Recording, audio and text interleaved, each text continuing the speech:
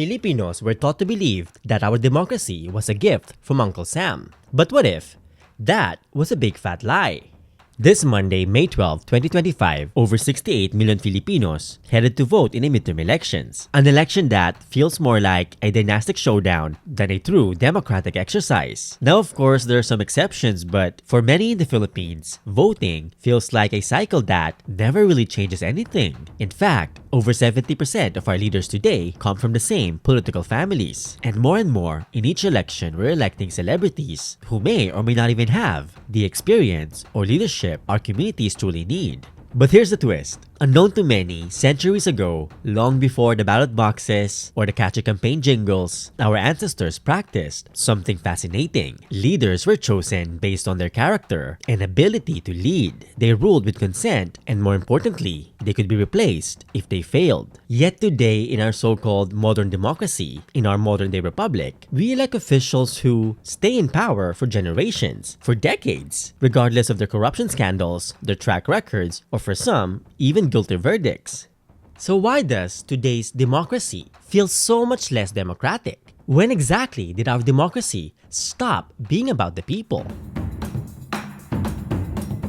Mabuhay! Or in Kapampangan, luwid kayo. Welcome to my channel, it's me Kirby Araullo, your friendly Pinoy historian. In today's video, we're taking a closer look at the roots of Philippine democracy and how colonialism reshaped it.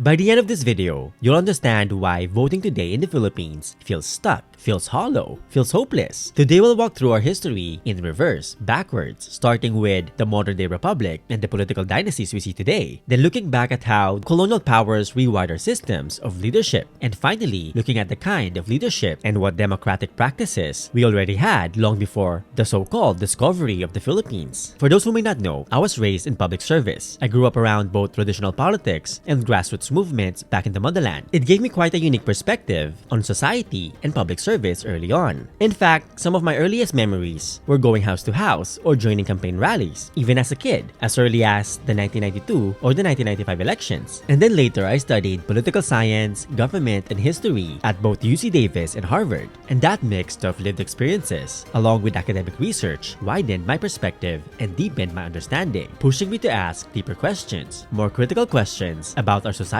Now, of course, not everything can fit in a single video like this. So if there's anything that I missed or something you want to add from your own experiences and backgrounds, let us know in the comments below. Let us all learn from one another.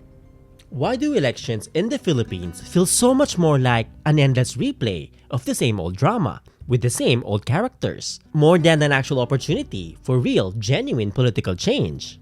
In 2025, over 70% of elected officials in the Philippines still belong to political dynasties, a pattern consistent with past elections. Now, don't get me wrong, some families do have a legacy of integrity and a long history of genuine public service. But in every election, more and more families aim to monopolize power within their own immediate relatives. Political scientists call this a fat dynasty, when multiple members of the same family don't just succeed each other but actually hold office all at the same time. Now, the 1987 Constitution that we have today actually bans political dynasties, as may be defined by law. However, that law is still missing, because today most lawmakers in the Philippines are themselves members of these political clans. But here's the thing, this didn't start recently. So after the Philippines gained independence from the US in 1946, we didn't rebuild from scratch. We inherited a system that was already rigged in favor of the elite. Land-owning families and US-trained politicians consolidated power and reshaped the new republic in their image. And what followed was what political scientist Paul Hutchcroft calls booty capitalism, where the state or the government no longer safeguards the public good or the public welfare, but serves as a tool for the elite to protect their wealth and extract more from the public. Benedict Anderson called it cacique democracy, a system that appears democratic on paper but is run by the same old political clans, like local warlords dressed in suits, or in this case, dressed in barong. So while we regained independence, while the flag changed, the rules didn't. The power stayed in the same hands. And what we got were elections without disruption, democracy in appearance, but oligarchy in practice. And maybe that's why voting today feels hollow, because the system we've inherited from Uncle Sam was not actually built with our people in mind. And for many Filipinos, elections feels rigged long before they even had the chance to vote. For generations, we are often told that the Americans gave us democracy. But the question is, was it ever genuine? What if it was all for show and not really meant to serve the people? Before the US took control of the Philippines, we had the First Philippine Republic, the earliest constitutional republic in Asia. It was a bold experiment on self-rule and independence, founded on the ideals of liberation and democracy. It was full of potential, but sadly, after the brutal Philippine-American War, the republic was crushed, and the promises of democracy were quickly replaced with continuing colonial rule, this time under Uncle Sam, leaving us with the illusion of choice rather than genuine sovereignty. When the US took control of the Philippines, they didn't actually dismantle the old colonial system. Instead, they upgraded it. And what they introduced was not really democracy. It was a way to legitimize US imperialism, to create a loyal political class, and to maintain control of the islands without directly governing. In 1907, they created the Philippine Assembly, but in reality, fewer than 1% of the Filipinos could actually vote. Then in 1916, under the Jones Act, we were given a bicameral legislature with both the Senate and the Assembly. But the United States still had veto power. Uncle Sam was still in charge. So yes, there were elections, but only within the limits set by the Americans. And they called this Filipinization. But it wasn't about empowering the masses. It was about selecting Filipino elites who would manage colonial rule on behalf of Uncle Sam. As the great Renato Constantino argued, American colonialism didn't bring enlightenment. It built a system of control, wrapped in the language of democracy. It trained Filipinos to serve, not to think, producing mass workers, clerks, soldiers, and even politicians loyal to the system, not the people. The Americans didn't build genuine democracy in our islands. They simply modernized elite rule, a system inherited from Spain. And just like the Spanish crown, Uncle Sam kept the illusion of choice, while holding on to the real power behind the scenes, pulling strings in his favor. There's a saying that the Americans gave us democracy while the Spaniards gave us Christianity. But the thing is, the Americans were not the first ones to play that game, that political game. In fact, Spain laid the foundations. Now unknown to many, unlike in the Americas, there were very few Spaniards in colonial Philippines. So, how exactly did Spain keep control of our islands for over 300 years? Under Spanish colonialism, leadership shifted from consent to compliance. The Spaniards didn't actually directly rule the entire archipelago, but instead, they co-opted local leaders and turned them into a political class known as the Principalia. These were the datus, the lacans, the rajas, and native leaders along with their descendants who were promised privileges in exchange for loyalty. In return, the Principalia collected tribute or taxes. They enforced colonial control and even had to wear European fashion to show that they had elevated status. But unlike before, their power no longer came from the people. It came from the Spanish crown. Yet the story was not all about compliance or greed. While the Principalia as a class often became enforcers of colonial power, many of them quietly resisted. Many were even punished and persecuted for defying the new order. Some of them were literally exiled to Mexico, or worse, they were beheaded and their bodies chopped into pieces in front of the public. And for those who remain in the system, some of them used their position to protect their communities from harsher abuses, navigating and surviving a system they didn't choose but were forced to endure. Unknown to many, entire communities were uprooted through a policy called reducción that forcibly relocated the once semi-independent barangays and concentrated them into pueblos under the control of the Spanish friars. In these new town centers or pueblos, the church became the center of life and of power. In fact, church and state were fused together. Clergy not only owned the land and managed the wealth, but they also had the power to approve or reject local officials. In fact, during this time, only Christian male landowners could participate in governance, and thus excluding the vast majority of the population. Women, non-Christians, indigenous communities, and the poor were all pushed out of political life, pushed out of decision-making. So while the Spaniards claimed they were civilizing and bringing salvation to our islands, what they really built was a system of exclusion, one that dismantled collective leadership and replaced it with control. Leadership stopped being about serving the people. It became all about obedience to the crown and the church. Now I've said this in many of my videos, that long before the conquistadors, long before the American Revolution, our ancestors already had a system that in many ways was far more democratic in spirit and in practice. than our modern-day republic. And here's what I mean. It is easy to assume that our ancestors had no political systems or advanced civilizations, or worse, that they were backwards before colonialism.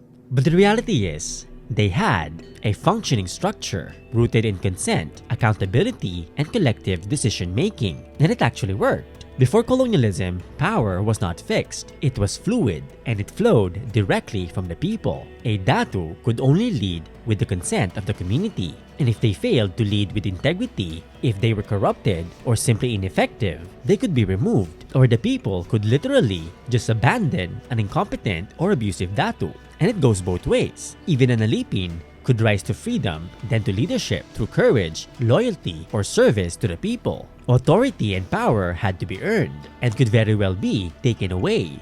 Barangays were self-governing, and in many places, they came together to form larger polities like city-states, kingdoms and sultanates. Councils of elders, local assemblies, and community dialogues all played a central role in governance. So even without formal elections like we do today, accountability and community input were baked into how power operated. For example, among the Kapampangan people of the Kingdom of Lusong, nobility was not only based on bloodline. A good leader was expected to be valiant, show character, fairness, and deeply committed to serving the people. Unlike in the West, you couldn't just inherit the throne just because you were the eldest son. In fact, even the paramount rulers, even the Lakans and the Rajas, had to earn their place through wisdom, proven leadership, integrity, and the respect of the community. They ascended to the throne through merit, regardless of their gender or who was born first. And leadership was not limited to the datus. Across the islands, spiritual and moral authority often rested in the hands of women and even queer leaders. In the Visayas, they were called babaylan,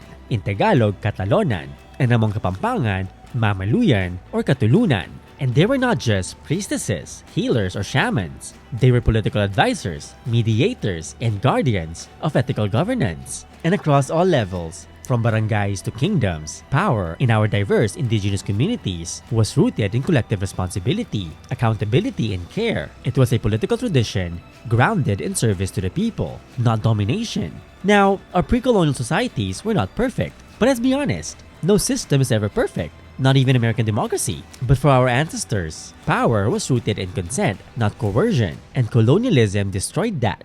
For centuries, pre-colonial Philippines was often depicted as backwards, savages, and barbaric. But the truth is, our ancestors had systems, political systems, that were not centered on greed or anchored on power. They had governments and societies built on justice, accountability, moral duty, and empowerment.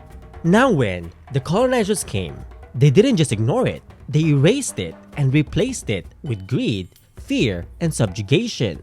Before colonialism, justice in the Philippines was not about punishment, it was about restoring balance and uplifting harmony. Across the islands, our diverse communities practiced systems that were grounded in human dignity, reciprocity, and moral responsibility. What we call in Tagalog, hiya, ganti, and loob are expressions of values shared across our many indigenous cultures. Hiya, often misunderstood simply as shame, is actually all about dignity and social accountability. Ganti meant reciprocity, not just revenge or retaliation, but more importantly, returning kindness with kindness, returning generosity with generosity. And loob emphasized integrity, compassion, and doing what's right even when no one is watching. In Kapampangan, we also have luwalu, the moral duty to defend the vulnerable and champion the rights of the oppressed. We also have ikabus, the act of liberating the enslaved and emancipating the exploited. These were collective principles, indigenous values that guided our people's approach and understanding of justice and governance. But under Spanish colonialism, justice was taken out of our hands and was given to be dictated by Spanish priests and governors. Laws were no longer shaped by the people. They were written in faraway places like Madrid or Mexico City, and they were enforced through fear. Healing gave way to punishment. Obedience replaced accountability. Colonialism broke more than just traditions. It dismantled the ways our communities repaired harm, how people resolved conflict, and how we held power in check. Yet despite all this, our indigenous values didn't disappear. They survived in how we still recognize injustices, and in how we know when a leader no longer deserves to lead. But they only matter if we live by them, if we embody them, if we speak up, take action, and hold each other, especially those in power, accountable. For many generations, we were told that democracy came as a gift from the colonizers, that enlightenment and liberation came from the West, as if we had no ideas of governance, of justice, of equality, as if we had no civilizations of our own. But that is a big fat lie. Our ancestors knew exactly how to choose their leaders, and more importantly, how to replace them if needed. Leadership was not about bloodline or popularity. It was about service to the people, competence and merit. If someone failed to lead with integrity, they simply lost the right to lead. Simple. Colonialism dismantled that. Entitlement replaced merit. Blind loyalty replaced accountability. Power became rigid and self-serving. And because of this, it didn't matter if a leader was corrupted or completely unfit. As long as they stayed loyal to the system that protected them, they stayed in power. And that model, where loyalty mattered more than competence and where power stayed in the same hands, laid the foundation for the political dynasties and celebrity politics we're stuck with today. What was once earned through trust became something inherited. Now, to be clear, not every problem we have today is the fault of the colonizers. But then again, they did build a system that made abuses easier, where corruption is rampant, while making justice and accountability elusive. So yeah, voting today can feel pointless, like nothing really changes. But it doesn't always have to stay that way. Every time we vote, we remind those in power that leadership is not a birthright, but a sacred duty. A reminder that power is given by the people and could easily be taken away. And our ancestors understood that. They practiced it long before the ballot boxes even existed. Your vote alone may not feel like it would fix everything, at least not immediately. I mean, let's be honest, dynasties and corruption won't vanish overnight. But the thing is, your choice still matters because it reminds all of us of what leadership should truly mean. Because genuine change and fixing a broken system doesn't come from one election alone. It comes from what we do beyond election day. Holding leaders accountable, organizing, educating, and demanding the best from those we put in power. What we need is genuine democracy rooted in people, justice, and liberation. Because whether elections are today, yesterday, tomorrow, or years away, the core principle remains that leadership must be earned, that true power serves the people, and that genuine democracy begins and ends with us, the people. When we say engage and hold those in power accountable, we can continue inheriting a broken system, or we can take action and start reclaiming the accountability we once embraced. Because no matter who's in power, the choice is ours. So let us embody the wisdom of our ancestors and reclaim that power to shape a brighter future, a prosperous society where genuine peace and justice are not just dreams, but everyday realities.